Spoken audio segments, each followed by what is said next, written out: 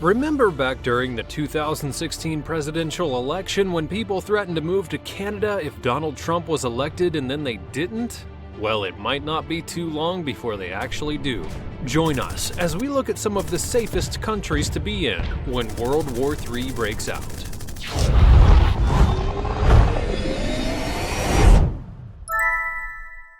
Switzerland. It's long been said that since the world's nations began stockpiling weapons of mass destruction, that the Third World War would more than likely be a nuclear war. In such circumstance, it's best to be part of a country with the strongest military, but a country that doesn't even want to be part of the war to begin with. What better place to look for safety than the country that's synonymous with being neutral? Switzerland has a long history of just stepping to the side when the world gets at it. In fact, they're so good at staying out of wars that they've only been in one in the past 200 years. But the world is actually crazy, and you can't always trust people not to bring it to your doorstep. Don't worry, however, Switzerland has it covered. Despite rarely having to use their army outside of peacekeeping missions, they have a surprisingly well-developed military. The average military serviceman or woman is between the ages of 18 and 34. Despite being one of the most peaceful countries in the world, the civilian population is incredibly well armed. Those who serve in the military are required to keep their army-issued weaponry at home, just in case something suddenly happens. In addition to this, 29% of the civilian population also owns a firearm, making it one of the most heavily armed European countries. So it looks like they have a little more firepower than a few multi-tool pocket knives. But even with all these lovely perks, this is not why Switzerland would be the safest country to be in. What does make it safe is its geographic location, because it's a prime spot of neutrality, and a theme that will be common throughout this video. The Swiss Alps provide a natural barrier between the country and its potential invaders, and nuclear fallout as well. And in the case that someone decides they're just going to bomb Switzerland for no reason, the mountain regions are so well developed and the citizens can easily retreat into the highlands. Iceland. What better place to retreat to than the country that no one thinks about, Iceland? It's never first on anyone's list for anything except world peace. Iceland has held the #1 spot for being the most peaceful country in the world for 6 years. In fact, the only war that Iceland has had in recent history involved a petty tug-of-war over fish with the UK, possibly the most embarrassing type of war to be a part of.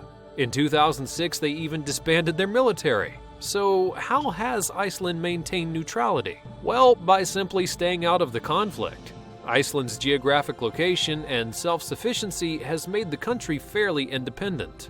And its beautiful countryside and mountainous views are enough to keep any citizen happy. So it's unlikely that anyone's going to attack the country that nobody really ever thinks about.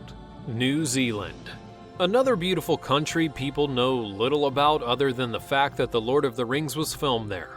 When World War III breaks out, fleeing to New Zealand sounds like the best choice. While the world is busy vaporizing each other's civilian population, you could be enjoying the beautiful beaches and mountain ranges of New Zealand.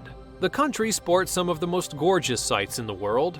But New Zealand has far more to offer than prime vacation spots. The country also has one of the world's strongest economies.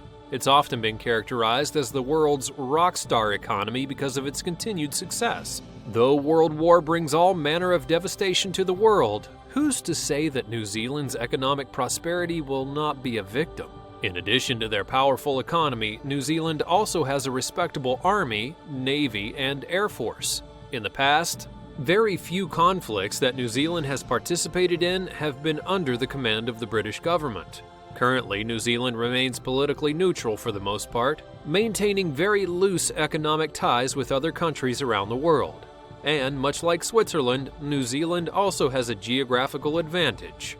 Besides being a giant island in the middle of the ocean, the Kiwis also have the advantage of mountainous terrain. As soon as one reaches the shoreline of the country, the first thing a hostile military might notice is a few miles inland the gorgeous mountain ranges. The next thing they might notice is that they actually need to climb those mountain ranges if they actually want to invade the country. That could be a less than desirable task, considering the rather small payoff that one might receive from invading them. And as far as natural resources go, New Zealand actually has very little to offer outside of a few beautiful waterfalls that are free to chase. Greenland. Greenland, the country that's most famous for nothing. Most of the country is comprised of an inhabitable ice sheet, so there's really nothing to live on as far as resources. Much of that ice sheet is just used for archaeological research. The country itself is so undesirable, in fact, that the population is a mere 56,000 people. So, what better place to retreat to in a nuclear war than the country that no one cares to even live in? Many people jokingly say that they would move to Antarctica on the brink of nuclear war. However, conditions are far too inhospitable for anyone who doesn't have a few $1 million behind their expedition. Greenland, however, is like the practical version of Antarctica. It's already slightly developed, so you don't have to worry about starting from scratch, and weather conditions aren't as bad. However, that's not to say that they are in any way good. So, what does Greenland have to offer? Well, nothing, and that's the point. Would you spend the time and military power to invade a useless block of ice if there was no tactical or economic advantage? We think not. Chile. Experts often say if you're looking to avoid the cataclysm of nuclear war that it's best to travel south. This is because very few nations on the southern hemisphere have nuclear weapons to begin with. Of these southern hemisphere nations, Chile might be the actual safest one to travel in during World War III. Not only is Chile one of the most developed Latin American nations, it's also one of the most secluded. The Andes Mountains provide a natural barrier between the Chilean people and the rest of South America, and with the vast Pacific Ocean to Chile's west coast, it makes the country inconvenient at best to invade by water. In addition to all of this, Chile's lack of industrial development has allowed the country to remain fairly unpolluted. Another contributing factor to their clean environment is the continual fresh air that's received from Antarctic winds. In the off chance that there is any significant nuclear fallout in the southern hemisphere, these Antarctic winds will surely send them back over the ocean and away from the country. Tuvalu. When attempting to escape the flames of war, most people think about moving to a remote island in the middle of the Pacific Ocean where no one's going to ever think about looking for them. The small country of Tuvalu is exactly that.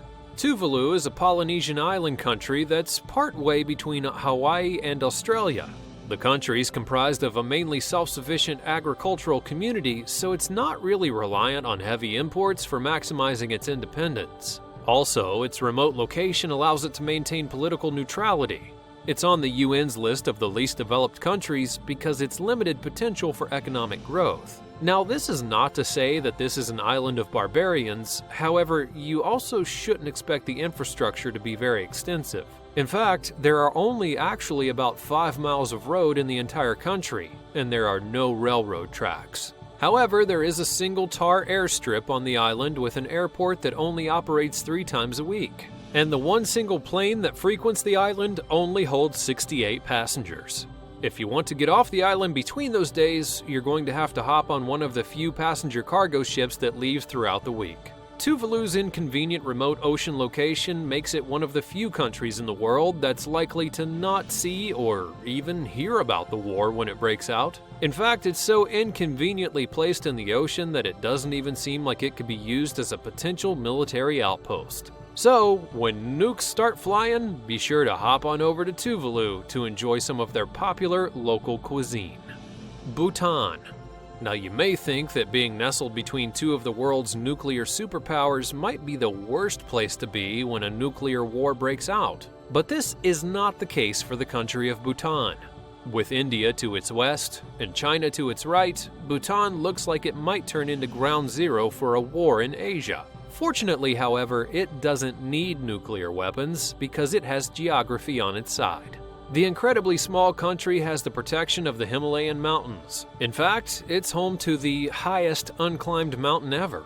The mountainous regions of the north provide the country with harsh, blizzard-stricken winters that would make invading the country a less than wise decision for the Indians or the Chinese. The southern part of the nation consists of a vast subtropical forest that's remained widely untouched because of the country's geographical extremes. So if you're planning to navigate the jungles for the first time, we recommend that you not be preoccupied with a world war going on.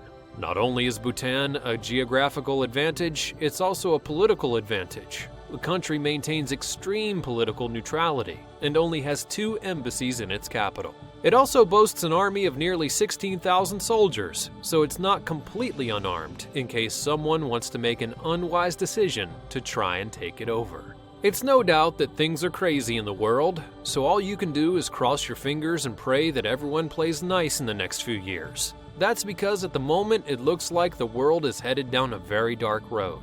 But in the off chance that the nuclear holocaust happens, these countries might be your best bet for refuge. And in case these countries get a bit overpopulated, you may want to look for some other potential countries to flee to, like Denmark, Ireland, or the Fiji Islands. And it's always best to look for someone who's neutral, that has no reason to be prodded, and a country that doesn't have a history of doing the prodding themselves.